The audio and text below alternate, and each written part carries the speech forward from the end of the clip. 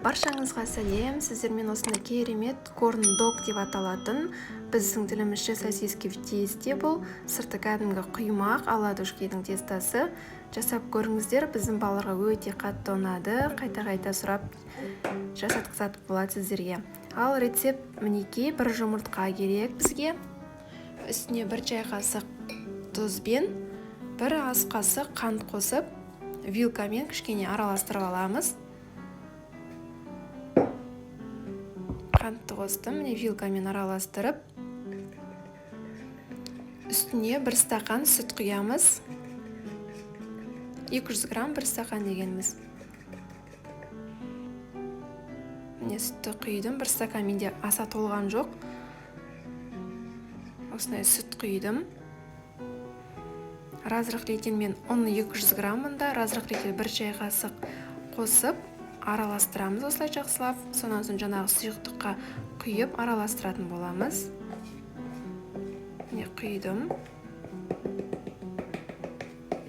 Құймақтың тестасы сияқты қатты қою емес, сұйықтау тестау керек. Міне мұнда менде кішкене қою қырақ болып кетті. Үстіне жаңағы кішкене тағы сүт құйып жібердім. Міне үстіне тағы да кішкене сүт құйған соң,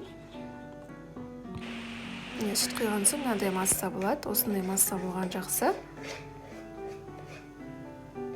Осыны мен стаканға құйып алдым, кружкаға. Қазір көрсететін болам. Міне сосискілер міне осындай менде.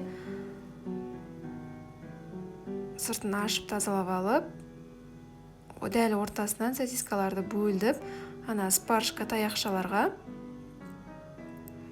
дәл ортасынан екіге бөлесіздер осылай.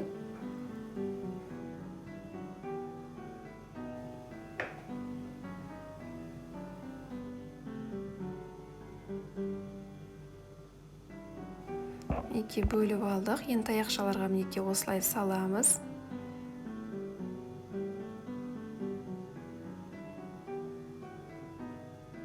Таяқшаларға салып, күшті, балаларға өте ыңғайлы, жегенге де. Мінекей мынандай кружкаға, стаканға құйып алдым сұйықтығымды.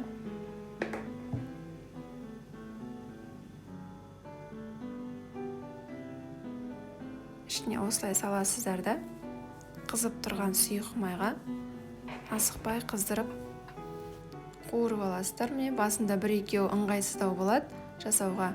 Онан кейін үйреніп кетесіздер, формасы әдемі шығатын болады. Қойып жайлап екі жағына ауыстырып қыздырып аласыздар.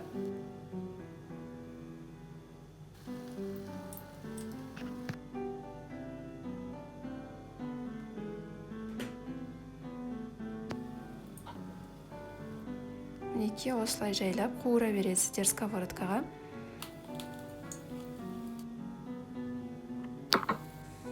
Біздің балаларға өте қатты ұнады. Тесталарыңыз артық қалып қалса, құймақ қылтып қуырып алсаңыздар, бауырсақ сияқты балалар жақсы жейді. Ал ас болсын.